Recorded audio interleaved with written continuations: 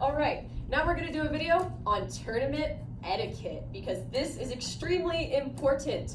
Remember that in an in-person tournament and even an online school tournament, you are representing Mountain Home High School. And I know that you as freshmen have probably heard this over and over and over again, but trust me, it does matter. These schools, some of the tournaments you will be going to are invitational, meaning that if we don't get an invite, we don't go. So if these schools start hearing, oh my gosh, Mountain Home is such a rowdy bunch, we won't be able to go to more tournaments. So you have to make sure you're on a lookout for that.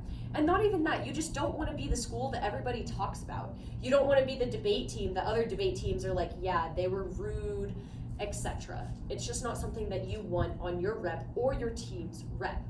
Getting down into the actual etiquette part, school rules apply. I feel like that doesn't really need to be said. However, things like vaping, fighting, or any other thing that you would not do at school, and even if you would do it at school, but you have to think about it and think, should I bring this? You probably shouldn't. If you have to ask yourself or ask Miss Amy, unless it's like a Nintendo Switch, you probably shouldn't bring it. And if it's illegal, you definitely shouldn't bring it. This is still a school event, and we are still going to a school, treated as such. Next, I'm gonna move on to roughhousing. So in my freshman year, trust me, you don't want to be the team that's known for roughhousing. My friend and I made a very stupid mistake of deciding to start just like wrestling in the middle of us waiting to get award results. So they hadn't started announcing the awards yet, and we just started wrestling, and everyone was like yelling like, yeah, go, go. And then the people running the tournament called us out. This was at the national qualifying tournament. And my friend and I were both terrified that we were gonna get kicked off the team. Don't let that be you. Plus, it's just, it's very middle school. Don't be a middle schooler. You're in high school. Number 2, we're gonna move on to language. So with language, obviously the obvious one that goes with school rules, please don't just be cursing up a storm. Obviously, sometimes you're gonna slip up. It's fine. We're not gonna like set you on fire, but just keep it in mind. Also, this also goes for volume. I know that in your debate class, it's probably loud, or team nights are really loud and you see us all being very rowdy, but debate environments are very different than they are in the classroom. So you don't want to be the team that's screaming and yelling, because in the lobby area where all the teams will be, there are people working on cases, there are people practicing speeches, there are people just doing homework probably too. And you don't want to be the team that's disrupting that and just disrupting the general peace of the tournament. So keep your language and your volume to a very middle tone. You shouldn't be screaming at anyone.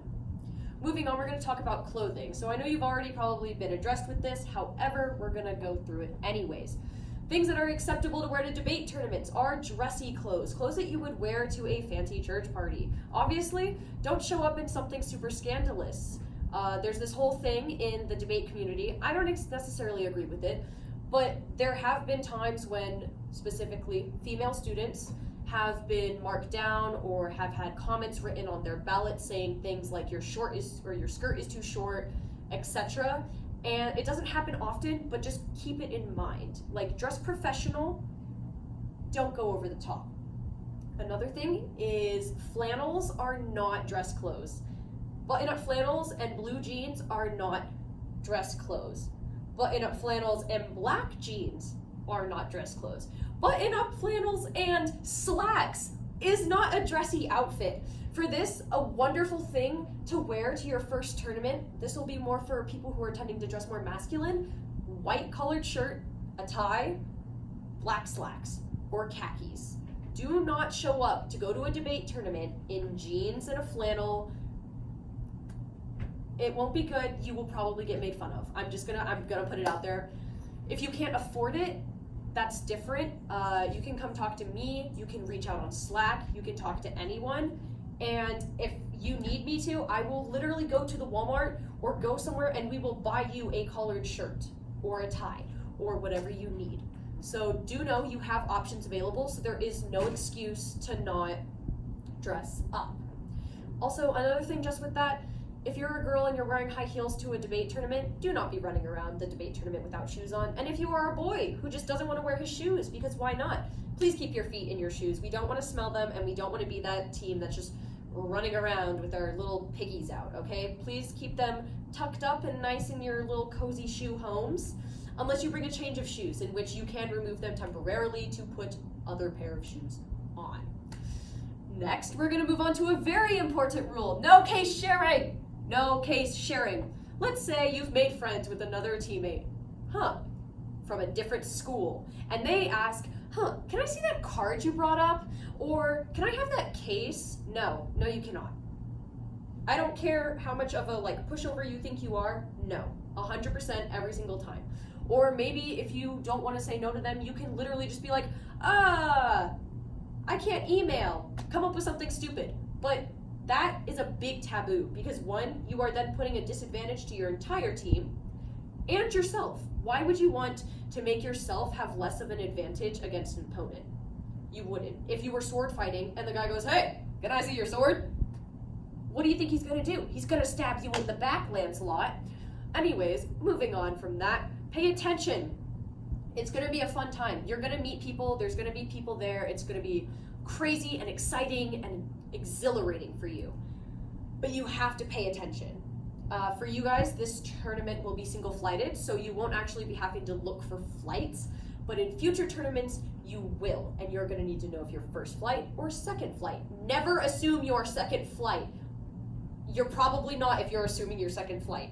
You need to make sure that you're paying attention to one, what Miss Amy has said. Please open Slack. Download Slack on whatever you're using, your Chromebook, your phone, your tablet, your 3DS from 2008. I don't care. You have to download Slack and make sure that you know what's going on. And also, it's just good to pay attention so that you know what's happening. So that's pretty much it for it. Just remember, you are representing Mount Wenhome High School. Try to be civil. Don't go to your tables being like, yeah, we blew that team into the ground. They suck. Man, they didn't even have a case written. No. See, we encourage you to be confident on this debate team. Don't be a explosive jerkhole. Don't be rude. Don't be mean. Remember that they can hear you, and this is a really important time to just think, how would you feel if you heard someone saying that about your case? We're all novices. We all start from somewhere. Some of us start a little bit farther behind than others, and that's okay. Please do not make our team known to be the one that makes fun of other novices. It's just not cool. And that is all for tournament etiquette outside of rounds. Thank you.